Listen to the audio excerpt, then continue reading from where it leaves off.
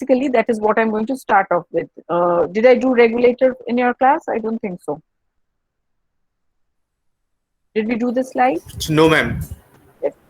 We'll start from here.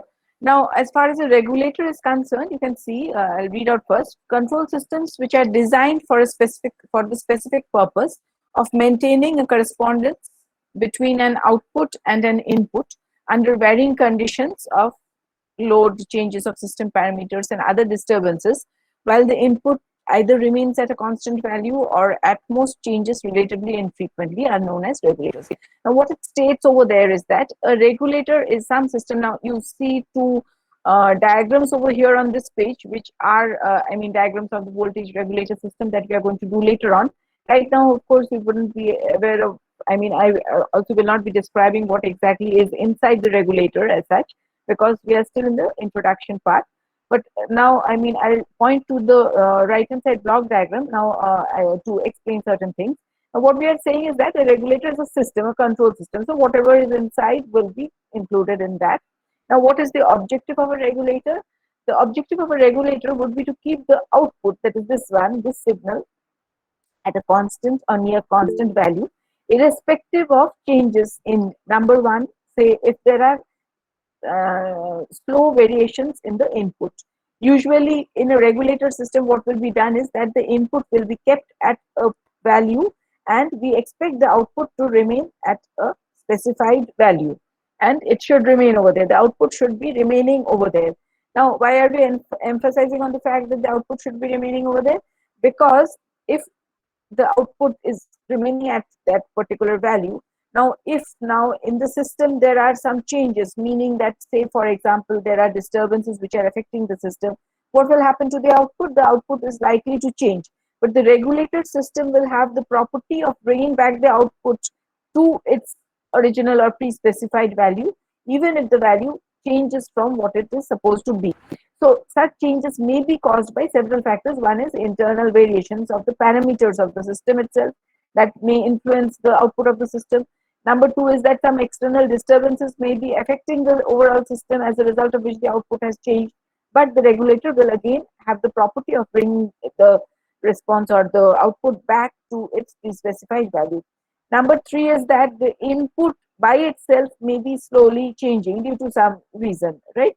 So even under that condition, we would be expecting that the output would be remaining at the pre-specified value. So such a system is called a regulator, right?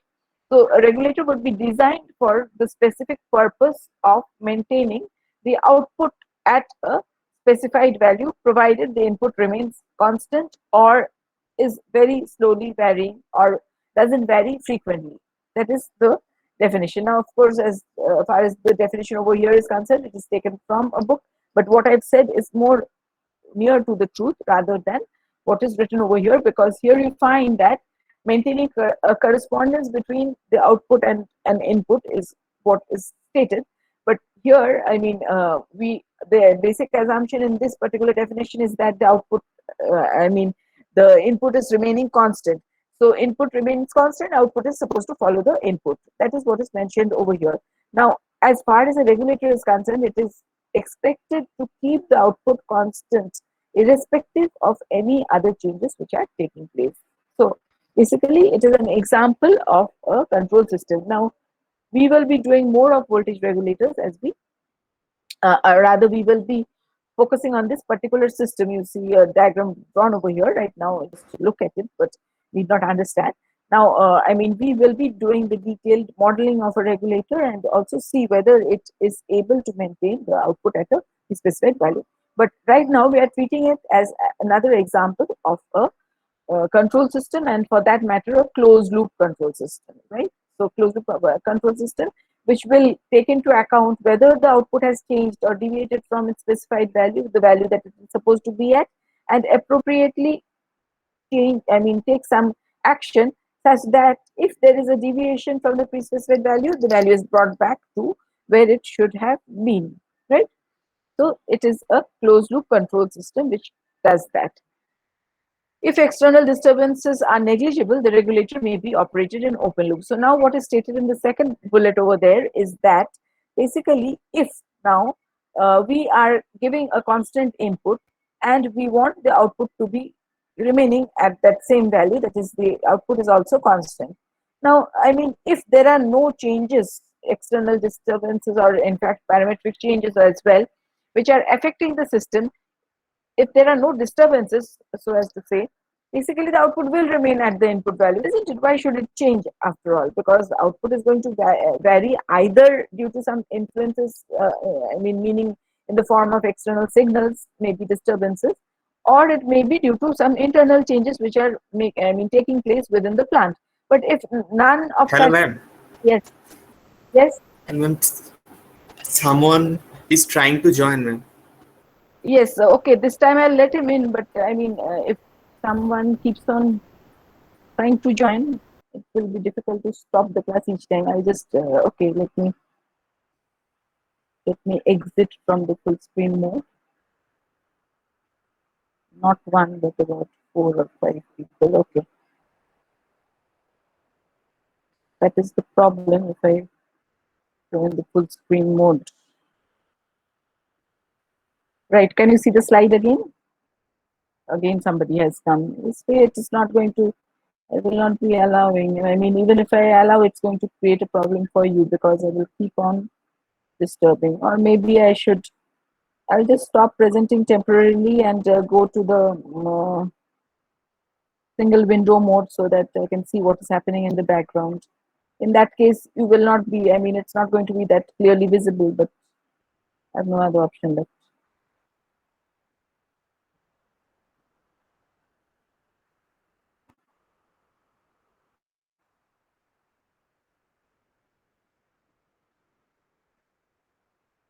Right, so can you see the window again? Sorry, this is the one, the regulator slide. Can you see it again? Yes, ma'am. Hmm. Okay, so I'll stick to this mode because there will be latecomers who keep on coming in. Now, I mean, we are going to go to, study of the, imagine. Now I am telling this once and for all. Okay, 12 minutes gone by. I am admitting this last person, but henceforth it's not going to be possible to admit more people because otherwise the class will keep on getting interrupted this way. Everybody should make it a point to join before your at least 2 minutes before the class begins. So now, basically, we were at a comparison between open loop and closed loop control systems. So as far as open loop and closed loop control systems are concerned, basically, what's happening now in the chat box? A lot of disturbance. I will be taking the attendance at the end. You need not write anything. Now concentrate on what I'm saying. It keeps on disturbing. So basically now, what I'm saying is that we are comparing between open loop and closed loop control system. So here you see that first of all, we state that use of feedback makes the closed loop control system relatively insensitive to external disturbances and internal variations in the system parameters. So what is mentioned over there, we are going to study in a bit more of detail. And what is mentioned over there is that the system, when we apply a feedback, that is make an open loop control system into a closed loop control system, the system becomes more insensitive to external and internal disturbances compared to the corresponding open loop control system. I'm going to, explain this in a bit more of detail on the subsequent slides. The next statement is that in as far as stability is concerned, in open loop control system, the stability is going to be different from what it is going to be in the closed loop control system. Now, what is written over here is a bit different from what I stated. That is, in the open loop system, stability is not a major problem, whereas stability may be a major problem in closed loop control system, as it may tend to overcorrect errors, which may lead to oscillations of constant or changing amplitude. Now, what is stated over there is actually, copied from textbooks, standard textbooks, where this is what you tend to find. But I have a slightly different take on this, meaning that, I will give you examples and counter examples to show that, yes, basically, the stability of a system is affected by the use of a feedback, meaning when you make an open loop control system into a closed loop system by applying feedback, the stability does change, meaning it becomes relatively more stable or less stable. But whether it is going to become more stable or less stable basically is dependent on the system dynamics, and this statement that I've written over there is only partially true. The opposite may also happen, but I have written over there because this is what you may be finding, in your standard textbooks, which tell you that this is the case. But as I told you, we will see one example where the stability is basically increased by use of a feedback, whereas on the other hand, we are also going to see a counter example where the stability is decreased by use of a feedback. Now, as far as the rest of it is concerned, feedback also affects such properties as bandwidth, overall gain, impedance level, nonlinearity, and distortion affects transient response. So now, as far as these are concerned, you will not be able to appreciate all of these right now because you are not familiar with many of these terminologies. So as and when we go by this course, we will actually, speak about these. Now, right now, as far as this particular list is concerned, I'll be speaking about the overall gain, and you will see that the overall gain also changes when we apply feedback, when feedback is applied. But apart from that, the rest of it, meaning about bandwidth as well as impedance level, nonlinearity, and transient response, you will appreciate as and when we go by those modules, right? So for the time being now, we will concentrate on the first point, that is the sensitivity of a control system with respect to feedback. So now, basically, sensitivity means how much the output or the response is going to be affected by change of a certain parameter within the system, or maybe some disturbance. In this particular case, we are going to study the effect of parametric changes within the plant on the response. Now, here you find a block diagram drawn, and in the block diagram, there is a block which is called GS, which is the plant block that is in the forward path. So GS is the forward path transfer function. It is also the plant transfer function. And also over here, you find a feedback which is given. The feedback transfer function being HS, and you can see it's a negative feedback, right? So now, can you tell me what would be the closed loop transfer function for this system? So closed loop transfer function means CS by RS. What would it be? Can anybody tell me?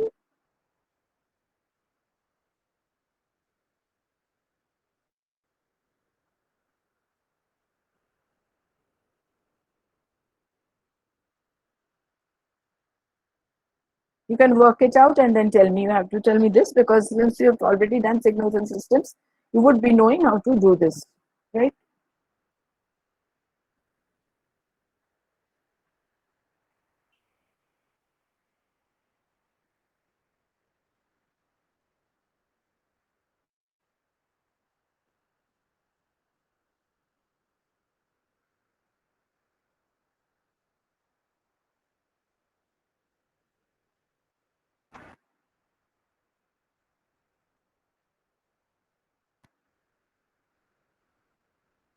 What is the closed loop transfer function?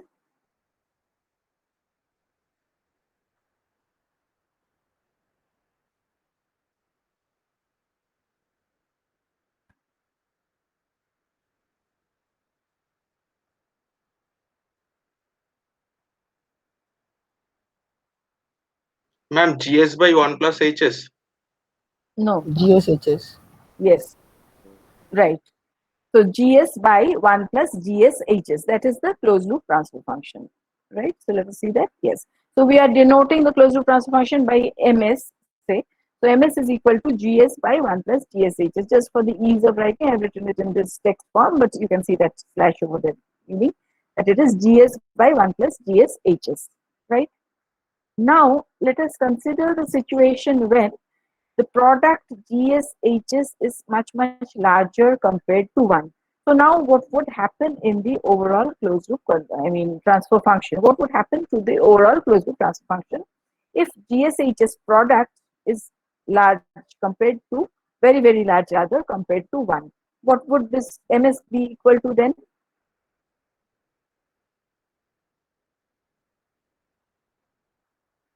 1 by HS. Yes, good. So ms will now become almost equal to 1 by hs, because gshs is large compared to 1, so we neglect 1 with respect to gshs, and as a result of that we have gs by gshs, and that boils down to 1 by hs. Now if we look at that, something interesting has happened. Our plant transfer function was gs, right? And we were trying to we would have tried to attain certain objectives or performance criteria would have to be met by using that plant.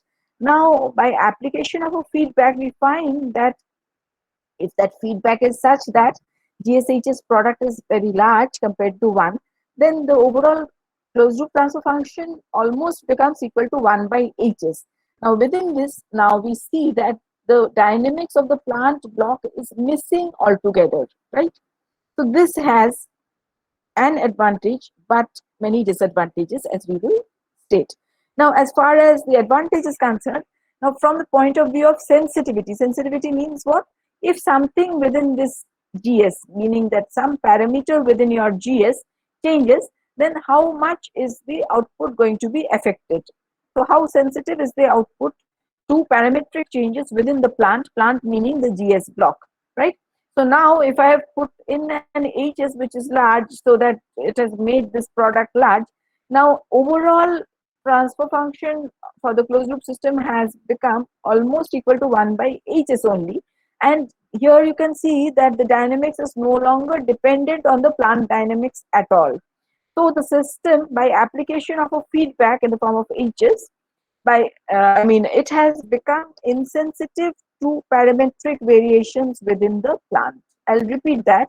Because of the application of a strong feedback means HS is large such that GSH's product is very, very large compared to 1.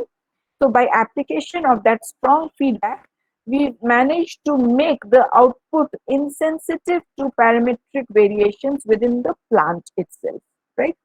So from the point of view of sensitivity, the feedback has reduced the sensitivity of the plant, meaning that it has made the plant insensitive to parametric variations within the original plant, that is without the feedback.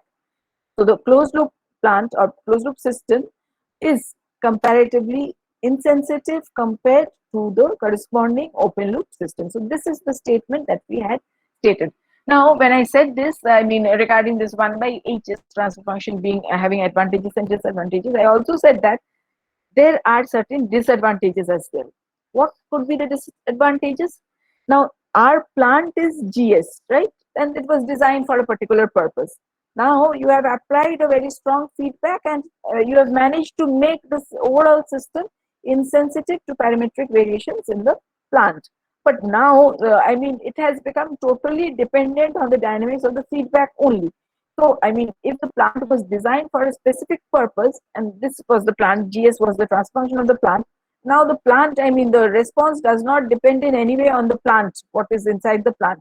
So in that way, it is something which is sort of, not recommended and not realized. If you do that, basically you are going to face problems in terms of the performance objectives of the plant. It is not going to, the output is not going to depend on what changes are occurring within the plant and what plant you put over here, because you have the overall transfer function as 1 by hs.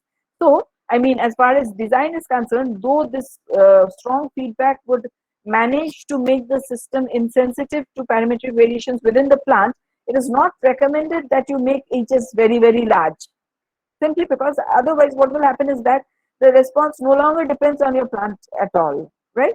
So a trade-off has to be attained, and that is actually the objective of study of control engineers. How much feedback you have to apply, and still make the plant work according to your desired performance requirements, right? So that way, basically application of a strong feedback for any plant that you get is not, a recommended thing. But nevertheless, with respect to sensitivity, with respect to the sensitivity of the plant transfer function, the plant has become less sensitive, and that is something which is good. right? So this is the same thing. So when HS is large compared to 1, again the GSHS product will become large, and this is again what you are going to get. So when you get this, it means that MS, that is the overall closure transfer function, is independent of GS, and I told you the merits and demerits of that thing happening. That is, if the overall transfer function or overall system becomes independent of GS, basically, you know now that that is something again which is not that much desirable, though from the point of view of sensitivity it is, I mean, good, it becomes better. Now the second point that we had mentioned on that slide of comparison between open loop and closed loop control system was stability. As far as stability is concerned, has stability of any, with respect to any of these criteria been taught in class? Have you done Bode plot in your second year signals and systems? No, ma'am. No. Okay. And has Rauterwitz or Nyquist or root locus, anyone been started in the other part? No. Okay. So in that case, you will not be right now. You would not be able to appreciate.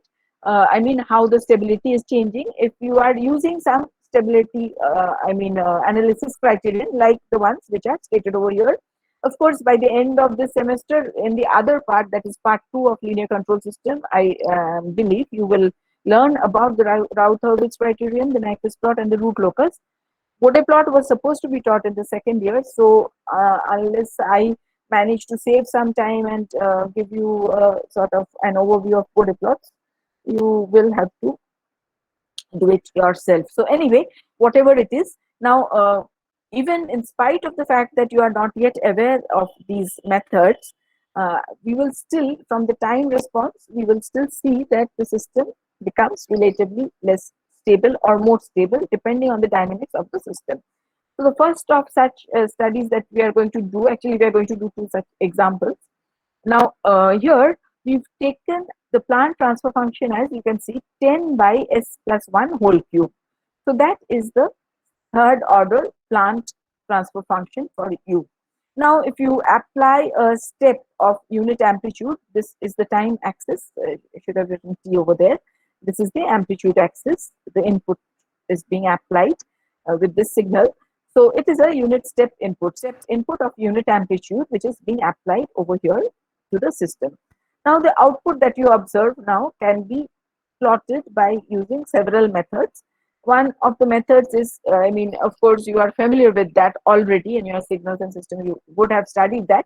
That is, what you do is you consider, say, here we are applying a step input. So what is the Laplace transform of a step input?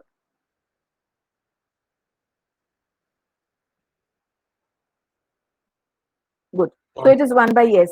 So now CS is equal to GS into RS, or rather CS by RS is equal to GS if I take GS as the transfer function over here. So CS is equal to RS into GS, right? Now RS is equal to 1 by S. So if you take the product of this transfer function and the 1 by S, you will get what we have as CS, right?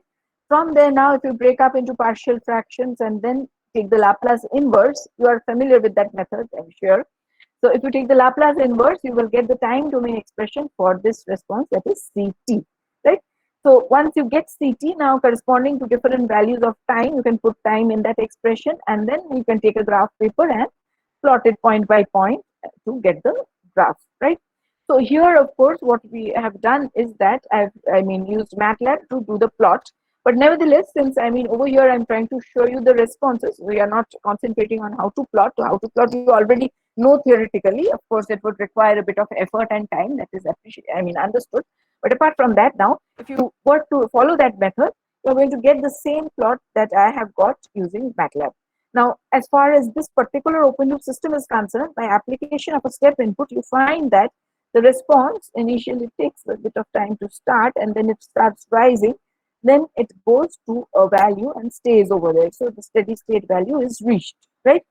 So now over here, from this response, you would know that this is the response for a stable system, an open loop system, of course, and an open loop system which has a stable response. So here, from this response, you see that the system is stable, open loop system is stable.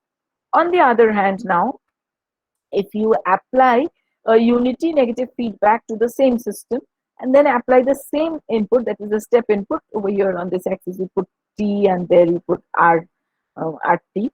So basically, this is a step of unit amplitude which is being applied over here. So now again, if I were to analyze what would be the response of the system, what would I have to do? First of all, I would have to find the closed loop transfer function, meaning GS by 1 plus GS into HS. Now HS over here is 1. So GS by 1 plus GS. So once you do that, you will find the closed loop transfer function. Then from there, your CS is equal to what? The closed loop transfer function multiplied by RS. So that is going to give you an overall expression containing, I mean, a numerator and denominator in and the Laplace transform variable, that is S, right? So once you get that, now again the method is similar to the one I outlined earlier as well, and you're familiar with, you should be familiar with. That is, you take the, break it up into partial fractions and then take the Laplace inverse. So once you take the Laplace inverse, you're going to get the expression in the time domain for the response. So CT you will be obtaining. So from the CT now, you could be actually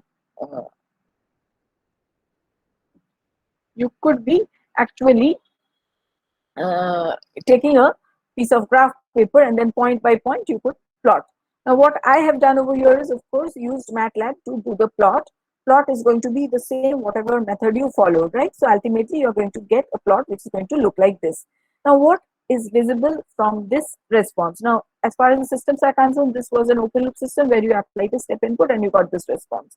Here you've applied a unity negative feedback to the same system, so it has become a closed loop system now, and you have applied the same input, that is a step input of unit amplitude, and this is the response that you have got. Now what do you find regarding the response that you see over here? So you can see that this response has become oscillatory in nature, and not only that it has become oscillatory, the amplitude of the oscillations is actually increasing, so that you will find that in the next cycle the amplitude is going to, I hope you can see the cursor or pointer, the amplitude is going to become larger and larger and larger, and in no time it is going to be very, very large. So basically this is the response for an unstable system, for a system which has become unstable, right? So if we would have, had a stable system, we would have seen that despite some oscillation, it would have converged to a steady state value, but that is not happening over here. Not only that that is not happening, the response is such that the amplitude of the oscillation is diverging. So basically this is this is the response for a system which is unstable. So here now, come back to from where we started. Here a unity negative feedback has been applied to a third order system, and as a result of application of this feedback, and as a result of that, the system has become a closed loop system. So as a result of that, what has happened is that a system which was stable initially has now become unstable by application of the feedback, right? Now, of course, as I stated, or as was stated in the first slide that I showed you today, yes, feedback has the, has the ability to make an open loop system become unstable, and that is what has happened over here in this case. However, it is not that all systems are going to become unstable when you apply your feedback. So I'm going to give you a counter example. Counter example means an example which is going to show you just the opposite of what you have seen over here on this slide. So here is what I want to show you. So now I've taken another system which has the transfer function 1 by s whole into s plus 1. So you see 1 by s squared plus s, right? And now here again we have applied the step input of unit amplitude, what you call a unit step input, right? The time axis t, that side is the amplitude axis. Input amplitude means you write RT over here on that side. Now what would be the response, right? So again, by a similar method, if you try to find out the time domain response and then plot it on a graph paper, this is what you would be finding. This is the nature of the response. I, of course, again I say that I've used MATLAB to do the plot, but if you do it by some other method, irrespective of the method followed, response is going to remain the same. So this is the response of this open loop system to a unit step input. So as you can see, this response is going to keep on increasing and increasing and increasing with time. So it means that it is never going to come back to a smaller value, meaning the original value, or rather the steady state value, whatever it is. It is always going to keep on diverging. The amplitude is going to become larger and larger. So that implies that the system is an unstable one, because your response is keeping on increasing even though you have applied an input which is remaining, which is a step input. So at time t equal to 0, it changes the value from 0 to 1 and then remains 1 thereafter. So in spite of, the amplitude of the input remaining constant thereafter, after the initial instant, it remains constant. You find that the response keeps on increasing, and that indicates that the system is unstable in the open loop, right? Now, of course, if we apply feedback to the same system, we are going to see what happens. So here you find that we have applied feedback with unity amplitude. So HS is equal to 1 again over here, and the sign you can see is a negative feedback. So now if we have to plot the response, what is it going to be? If we want the time response, how are we going to plot it, and what is it going to be? So again, the same methodology, that is, I would request you to actually work these out and then appreciate what is being done, so that you are able to see for yourselves that this is what happens. But nevertheless, over here now, you in case you are doing the response, theoretically calculating it, the methodology to be followed is that you have GS over here. So GS by 1 plus GS is your closed loop transfer function, and your RS is equal to 1 by S. So again, you take CS is equal to RS into your closed loop transfer function. From there, you break it up into partial fractions, take the Laplace inverse, and then you can plot it point by point. And of course, as an alternative to that, if you have some computer-aided control system design packages, you can use like MATLAB, Scilab, etc. I have used MATLAB. So anyway, now the response, if we see, we will see that here the response actually has an overshoot, a slight undershoot, and then goes to the steady value. So here now you would find that by application of a step input, we find that the response after the initial transients becomes, it comes to a steady state values and remains constant after that. So basically, this response indicates that it is the response of a stable system. That means that now, in this case, what has happened is that the original open loop system was unstable. By application of a feedback, the system has become stable.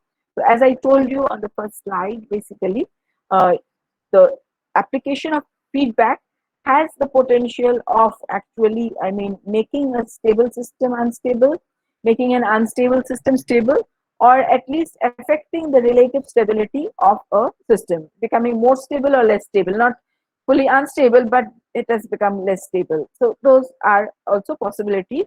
Here I've given you extreme examples, of course, just to show you what's happening.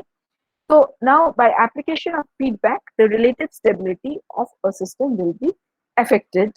And how much or whether it's going to become more stable or less stable will depend on the dynamics of the system, meaning that you have to look at your plant model, that is a mathematical model, maybe if it's in the transfer function form, you look at the transfer function, and then you would be able to say whether it is going to, whether the relative stability is going to be affected such that it becomes less stable or more stable. However, the fact that it is going to be affected by use of a feedback, the stability is going to be affected by use of feedback, that still remains, right? The next properties that we stated over there, I'm trying to go back to that slide, are over here, as I already showed you: bandwidth, overall gain, impedance level, nonlinearity and distortion effects, transient response. So all of these will be affected if you apply a feedback. So if you have the open loop system, take the response, and then if you have the I have applied the feedback. After that, you look at the response. You'll find that feedback affects all these properties to a certain extent. However, I mean, at the moment, it will not be possible for me to explain or you to understand what exactly is happening in all these cases. However, I will just, or rather, you will, you along with me, we are going to study what happens to the overall gain if a feedback is applied. So for that now, I'll take the help of this particular block diagram over here. So let us assume for the time being that our system, that is a plant, has the transfer function Gs is equal to K only, right? So, and also we assume that we have a unity feedback only, meaning that Hs is equal to 1. So if I repeat, for us, for the time being, Gs is equal to K and Hs is equal to 1, right? So now we will study the open loop system for that first, and then the closed loop system. So if you have only the feedback is not there, only the open loop system with a gain K. So basically Cs is equal to K into Rs, or rather the Cs by Rs is equal to K only. So the gain, I mean, depending on the gain, you will have your output. So if you put an input of unity amplitude over here, if K is equal to 5, you will get Cs as 5 into the unity amplitude. So you will get a, I mean, step like response, which is going to have an amplitude of 5. So that is the way it is going to affect. Now, okay, so we have the gain K, that is the only thing present in this plant, right? So Gs is equal to K. Now we have applied a unity negative feedback to that same system. So now we have Hs is equal to 1. So what will be the overall closed loop transfer function for the system now? K by 1 plus K. Yes. So it is now going to be equal to K by K plus 1, right? So now K by K plus 1, now if we take, say, for example, if I take an take a value, okay, so let us say that K was equal to 10, okay, so that we can just numerically feel what is happening. So now, I mean, in the open loop system, the gain was equal to 10, K equal to 10, okay. So Cs, you are going to get whatever input you get, you will get, I mean, that will be multiplied 10 times and you are going to get the output, fine. Now, if I apply a unity negative feedback, the overall transfer function has now become K by 1 plus K, which is 10 by 10 plus 1, which is 10 by 11. So now what has happened to the gain of the system? The gain of the system has now become 10 by 11, which is actually lesser than 1, slightly lesser than 1. So basically, earlier we had the gain of the open loop system was equal to 10. The gain of the corresponding closed loop system has become 10 by 11, right? So you can see that obviously the overall gain of the system changes by application of the feedback. Now, whether it becomes lesser, whether the overall gain becomes lesser or more, will depend on the value that you have. But nevertheless, over here, I mean, you can see with another value. So let us say that your GS is equal to 0.1. So now, what will be your overall? Closed loop transfer function? It's going to be 0.1 by 1 plus zero point 0.1, which is 1.1. So now it will become 0.1 by 1.1. So you can see that again it will be slightly lesser than what it was earlier. So I mean, the least we can say is that by application of feedback, the overall gain of the system changes, right? So that actually completes the list that was shown, not this one, over here. So about bandwidth and the rest of the things we will be learning as we go by. You yourself also will be able to understand certain things. For example, as far as transient response is concerned, and we do that, I mean, you've already done some transient responses in your second years, and also we will do some of them over here. So you can see, I mean, you can just open the feedback and see what the response is going to be like. If you put the feedback, how is it changing, and you will be able to appreciate that anyway the feedback is going to have some effect on these properties, transient response also you would be able to study. So those were the differences between the closed loop system and the open loop control system. So now,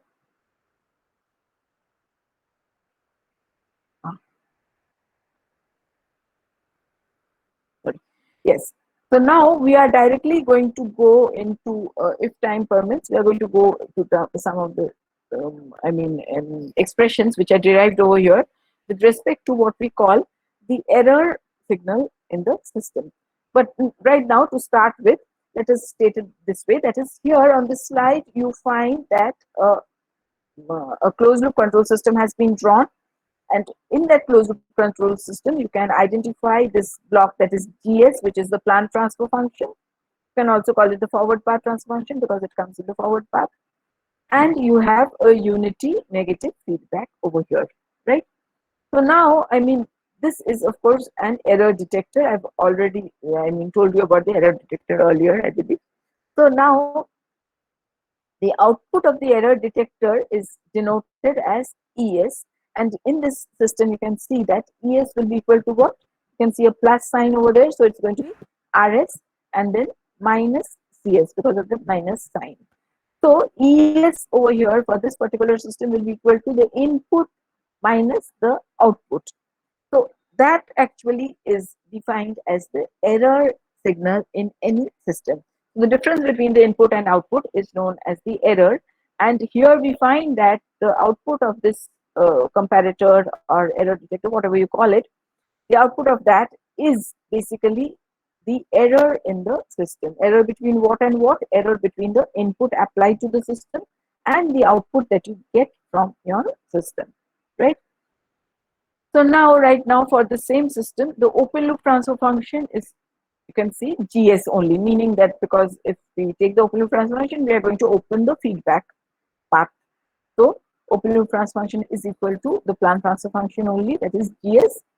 The closed loop transfer function is equal to CS by RS. CS is the output and RS is the input. That is given by GS by 1 plus GS, right? This you yourself have told me some time back.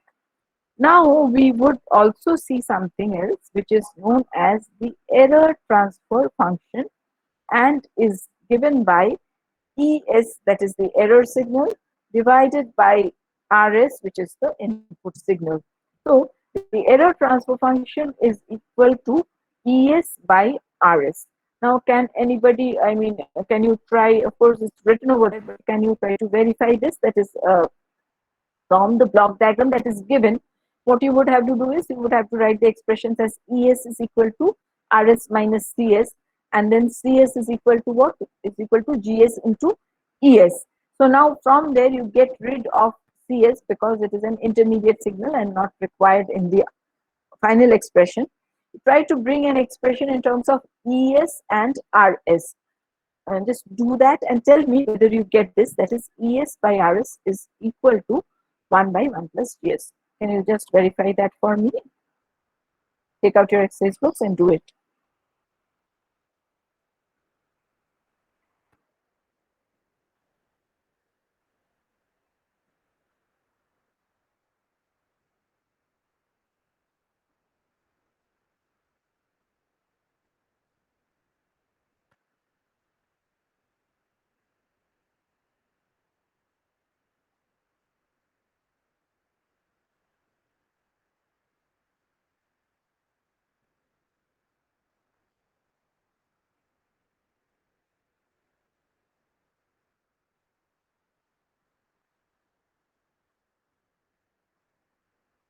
Have you got it?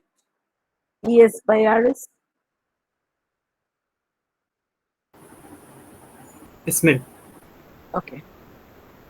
So again, I repeat, ES is equal to RS minus CS and CS equal to GS into ES. From there, you have to just collect terms on left side, right side, get rid of CS and then rearrange and get this. That is ES by RS is equal to 1 by 1 plus GS. Now this transfer function, as you can see, is called the error transfer function of the system, of a unity feedback control system. Now we will come to the case where the system is a closed loop system, but it does not have a unity feedback.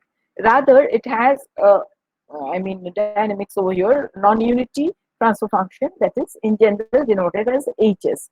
So in this system, it is still a feedback control system, but the feedback feedback transfer function is given by HS, which in general is not equal to 1.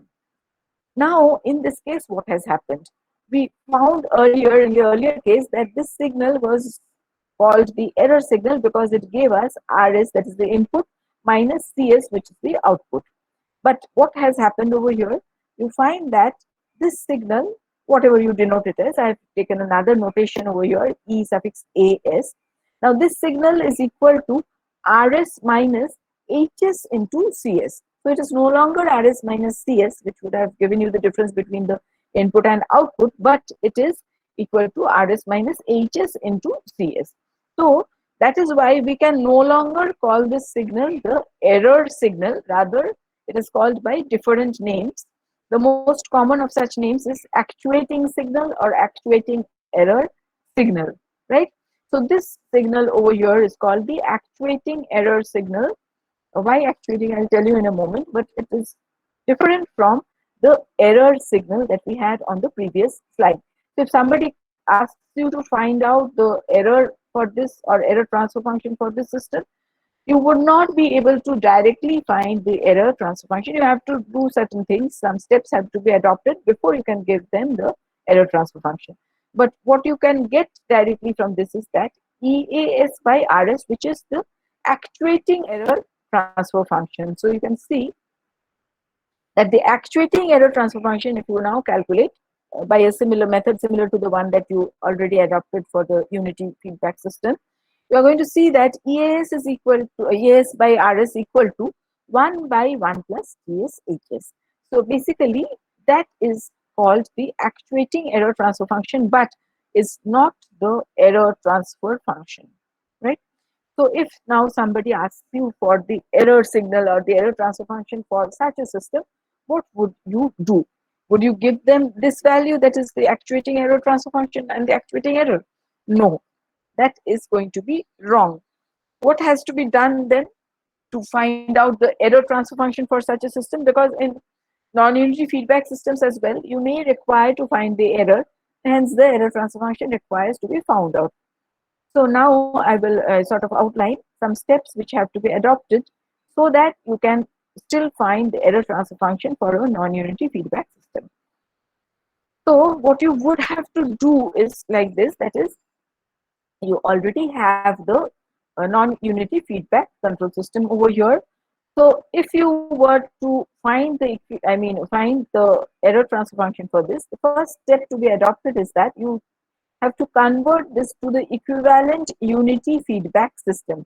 So equivalent unity feedback system means I would have to convert the system over here on the top. That diagram has to be converted into the diagram which is shown at the bottom, that is this one, with now the forward path transfer function denoted as GES for G equivalent S, right? And a corresponding unity negative feedback. So what we have done is that we have put, instead of the non-unity feedback, we standardized it into this form, that is a unity feedback is what you see, right? And also a equivalent transfer function in the forward path, which is going to keep this overall system the same as the system that we originally started with.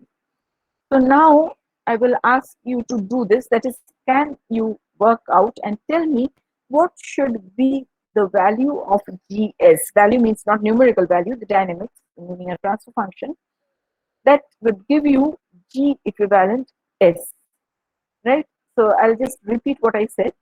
We are trying to convert the non-unity feedback system into the equivalent unity feedback system, where the forward path transfer function is given by G equivalent S, that is GS, GES, and a unity feedback.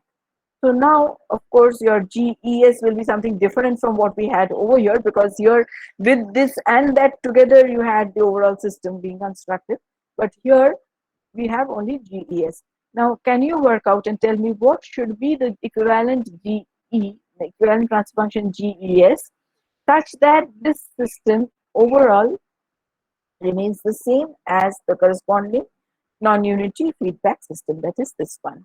Can you tell me what is GES?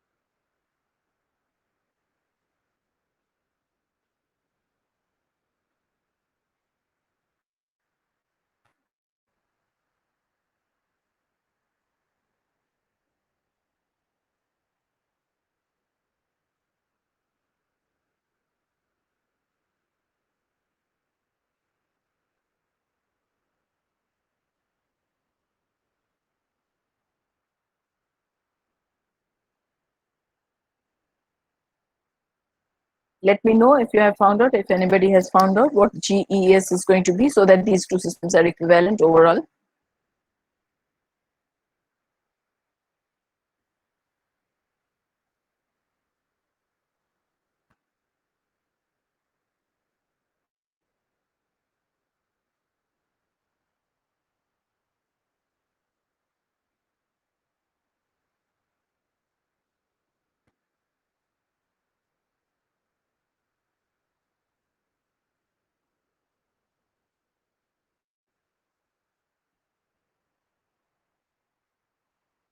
Okay, tell me, how will you do it?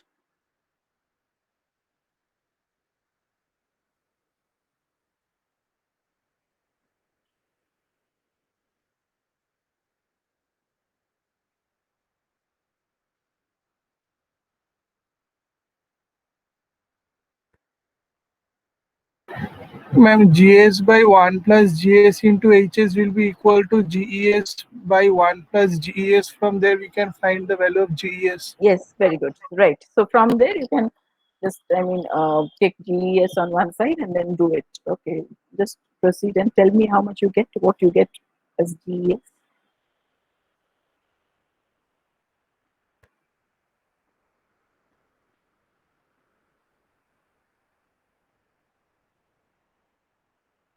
Ma'am, it is coming GS by 1 plus HS minus 1 whole GS. Something like that. Yes. So I'll just show you on the next slide. It's written. The equivalent G will be, if you do it by that method, that is, I'll just tell you what method your friend has already stated. GES will be equal to GS by 1 plus GSHS minus GS. I hope that is what you stated, that you said, right? So, Yes, ma'am. so this is the equivalent transfer function of the forward path. This transfer function will be GES. So you have to find out from GS and HS, you have to find this out. And then once you have, got the whole thing converted into the equivalent unity feedback system, now you can actually look for the error and the error transfer function. So for this system now, it's a unity feedback system. So if you want to find the error transfer function, ES will be given, ES by RS will be given by 1 by 1 plus DES. Okay. And you can, from there you can find the error if necessary. So that way, basically, if you have a non-unity feedback system, you would have to convert it into the equivalent unity feedback system and then find out the error transfer function if you are asked to find the error transfer function for a non-unity feedback system. Now, as far as the method for, finding out this G equivalent is concerned, there are several methods. One of which is what your friend has stated, that is basically you just, first of all, this CS by RS is equal to how much? GS by 1 plus GS HS, right? For this top system, which is a non-unity feedback system. The bottom system, that is the equivalent unity feedback system, what is CS by RS? It is again equal to GES by 1 plus GES. So you can equate these two transfer functions, that is GES by 1 plus GES is equal to GS by 1 plus GSHS, right? So by equating, you can just then find out what GES is going to be equal to. Another method would be that you could do a block diagram reduction. So what is block diagram reduction? You could add an extra path over here that has a unity negative feedback like this one. So if you add an extra path, what will happen? You also have to subtract that path to keep the overall system intact. So after that, what will you do? You will keep the -1, that is the unity feedback with the negative sign, that outer one you keep as it is. Then the others you have to combine together. So if you combine these two together, it's going to be GS by 1 plus GSHS. Then with that again, if I take the +1 that extra I had taken extra, I will have to convert, combine that with this one. So overall, by combining and reducing the block diagram, just leaving the one unity feedback separately, the rest of it is all combined together, and you could get the equivalent unity feedback system. Of course, the result is going to be the same, whatever method you adopt. That goes beyond saying. So G equivalent S can be found out. And once you find out G equivalent S, then of course the error transfer function becomes relevant. So you can find out the error transfer function for that system by doing this, that is 1 by 1 plus GES, right? So that is, do you have a class after this?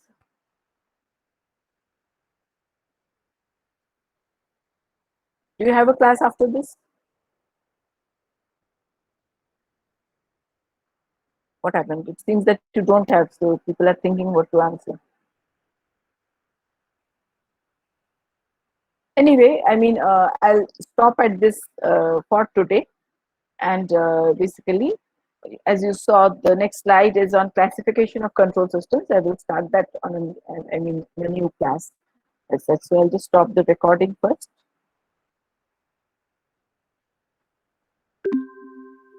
And also stop the presenting before taking the attendances. So don't leave before giving your attendances. Now, just call out your names. Okay, so now I've already stopped presenting. No chance of extending the class. Do you have a class after this?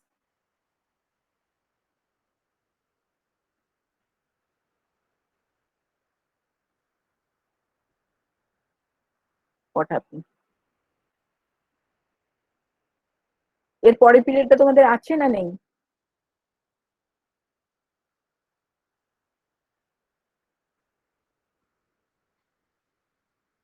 Okay, Shubhashi Shak.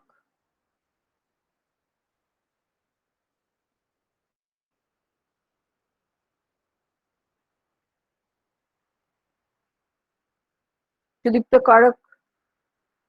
Abhishek Ghoshal.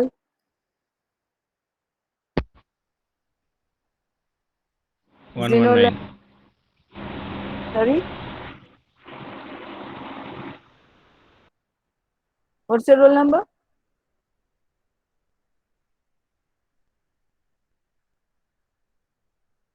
Abhishek Ghoshal, Zinolandup Damchu, Ujjwal Mondol, Anita Kumari Gupta, Pranay Pramanik, Binoy Sharkar, Parthu Hasra. Who are you? Naam Yes, bolun. ma'am. Binoy Shor. Yes, ma'am. Binoy Shorkar. Binoy Sharkar. Yes, ma'am. Okay. Ujjwal Mondol. Ujjwal Mondol, okay. Ma'am present ma'am Parth Hazra Parthu Hasra. Okay. Anyone else who was sleeping so far? That is Anita Kumari, okay. Okay, Arpon Kumar Chaki, Arpon Mondol, Shoham Mondol, Animesh Dash, Titash Burman, Imanul Haq. Yes, ma'am. Imanul, is it? Okay. Kazi Galib Murtaza. Present, ma'am. Okay. Raja Babu Alam, Shad Akram,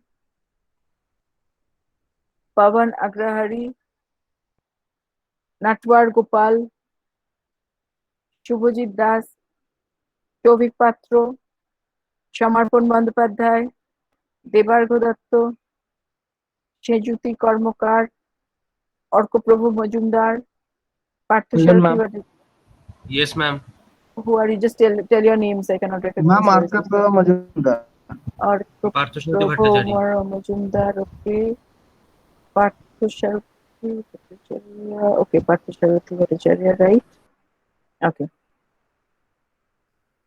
Next is Tribikram Dhar, Priyabrata Singh, Moyuk Bishwas, Sharbo Mitro.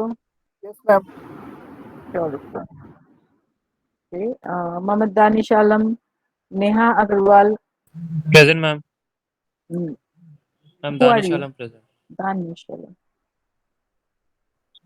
Neha, Tommo Chakravarti, Rupkatha Chando, Aditya Mishra, Ashim Shahu, Saurav Patra, Debmalu Datto, Rishit Ghosh. Yes, ma'am. Rishit, right? Yes, ma'am. Rishi. Okay, okay. Ma'am, Demal Debmalu, okay.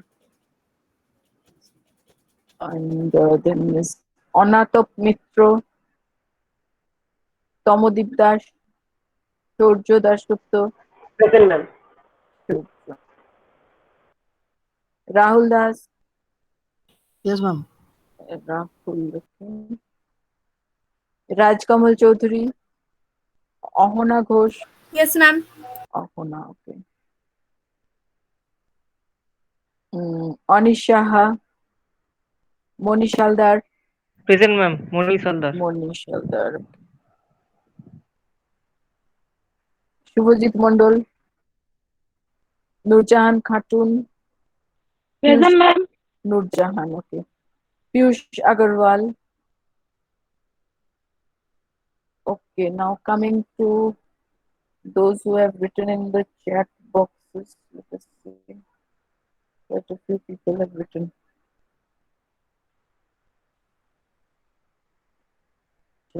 Should be the correct is 111119. Just let me.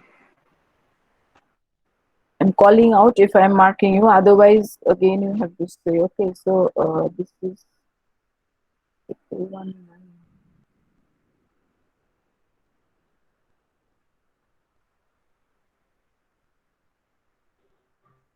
Ma'am, 1123. Anita Kumari Gupta.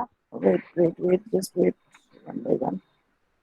1119 is Sudipta Korak. I have marked now. Let me go through this list first, and then after that we can say 131. Okay, so 131 is Pitash Bormon. Okay, I've marked Pitash. Yay!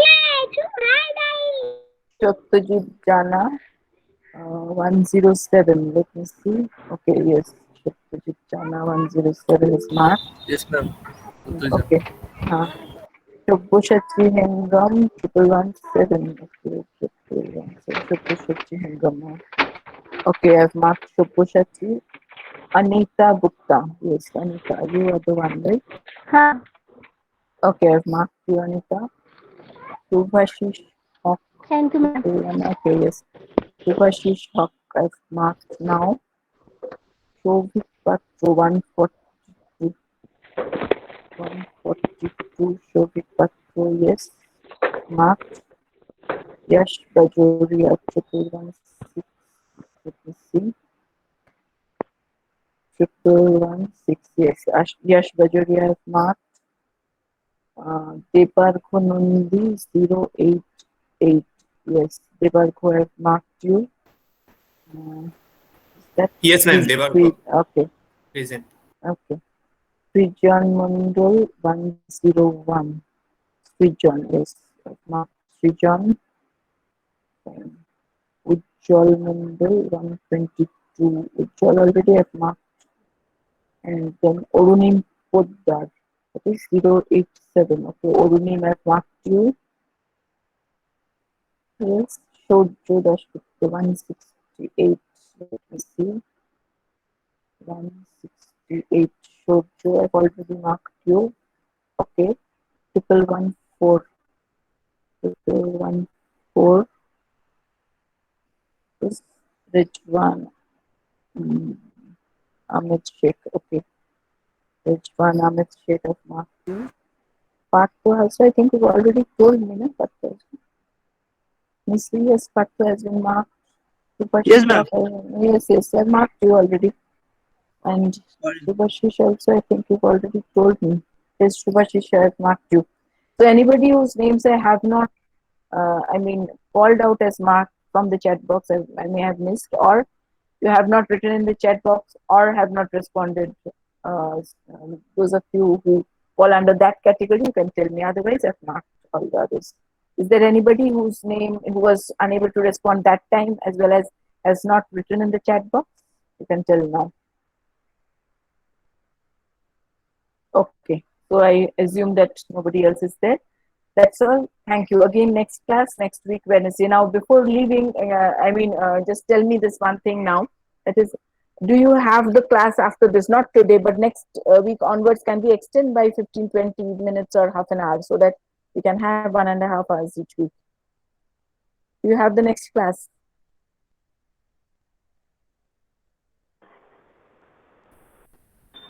Yes, ma'am. Yes, From 1 p.m. Madhumita, madam, 1 will p.m. take Okay, the yeah. class of আচ্ছা microcontroller. ঠিক আছে তাহলে তো extend করা যাবে না okay that's all then thank you next week again we meet at 12 o'clock